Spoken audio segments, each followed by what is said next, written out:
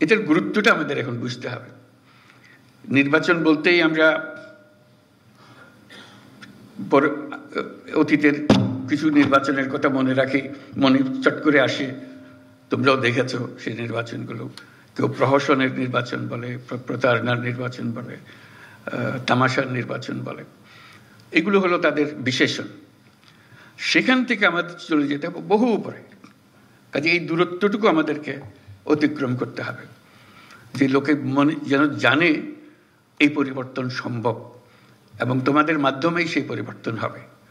কাজে এই দৈবচয়নের মাধ্যমে যারা নির্বাচিত হলো তোমরা, তারা একটা ঐতিহাসিক দায়িত্ব পালন করার জন্য, সাধারণ দায়িত্ব পালন করার জন্য। সাধারণ দায়িত্ব সবসময় দিক থেকে এখানে যাওয়া সব হবে, কিন্তু একটা ঐতিহাসিক দায়িত্ব পালন, এটা ইতিহাসে যেন স্মরণ করে। এখানে তোমরা অনেক কথা বলেছো, তার মধ্যে বাইরের যারা পরিদর্শন করবে আসবে, পর্যবেক্ষণ দল আসবে, তারা আমাদের খুদ ধরার চেষ্টা করবে, আমাদের এটা হয় নাই, ওইটাই ভাবে হলে ভালো হতে বলবে।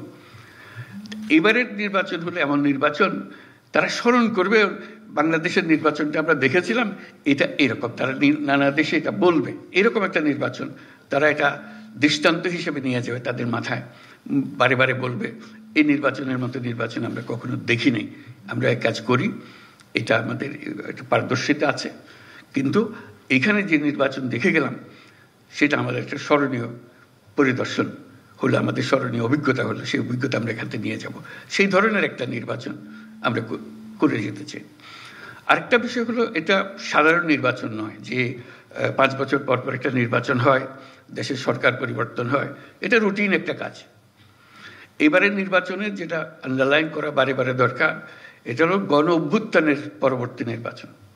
গণ অভ্যুত্থানে যারা শরিক হয়েছিল, আমরা যারা এর সঙ্গে আছি, যুক্ত আছি, এটা তাদের আদর্শ, তাদের স্বপ্ন বাস্তবায়নের ক্ষেত্রে সেই বাস্তবায়নটা আমাদের এই নির্বাচনের মাধ্যমে আমরা করে যাব। যে এই নির্বাচন তোমরা যে স্বপ্ন দেখার মাধ্যমে জীবন আত্মত্যাগ করেছ, সেই আত্মত্যাগের পেছনে যা যা তোমাদের মাথায় ছিল সেটাকে আমরা এখন স্থায়ী রূপদান করতে যাচ্ছি। এটা বলতে গেলে গিয়ে ভূমিকম্পের কথা মনে হয়। আমরা গত রাত্রে কিছু ভূমিকম্প নিদর্শন পেলাম।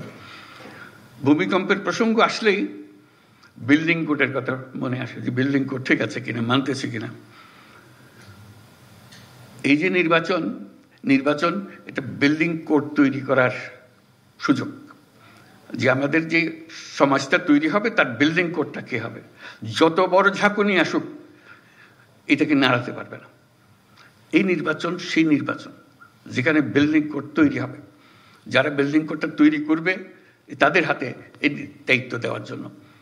তার সঙ্গে যে গণভোট আসছে, এটা শুধু 5 বছরের নির্বাচন, সনাতন নির্বাচন তা না, এটার একটা বড় গুরুত্বপূর্ণ জিনিস হলো গণভোট। সেটা হলো বিল্ডিং কোড।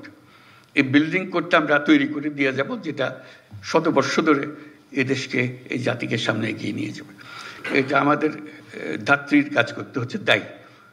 নতুন বাংলাদেশ জন্ম লাভ করবে এই নির্বাচনের মাধ্যমে। এই নির্বাচন আমাদেরকে নতুন বাংলাদেশের দরজা খুলে দেবে। তো কাজে নতুন বাংলাদেশের যে জন্ম হবে, এই আমাদের যারা এখানে উপস্থিত আছি তাদের ভূমিকা হলো ধাত্রীর ভূমিকা, যে আমরা যেন সুন্দর সুষ্ঠু সেই জন্মটা দিতে পারি তাদেরকে, সেই ভবিষ্যৎ বাংলাদেশে। নতুন বাংলাদেশ তো নিজে নিজে আসমান থেকে আসবে না, আমাদের হাতে তার জন্ম লাভ করবে। এই জন্ম লাভের প্রথম সূত্রটা হলো, প্রথম স্থানটা হলো তোমাদের হাতে, যেটা এই নির্বাচন করতে যাচ্ছ সেটা করার জন্য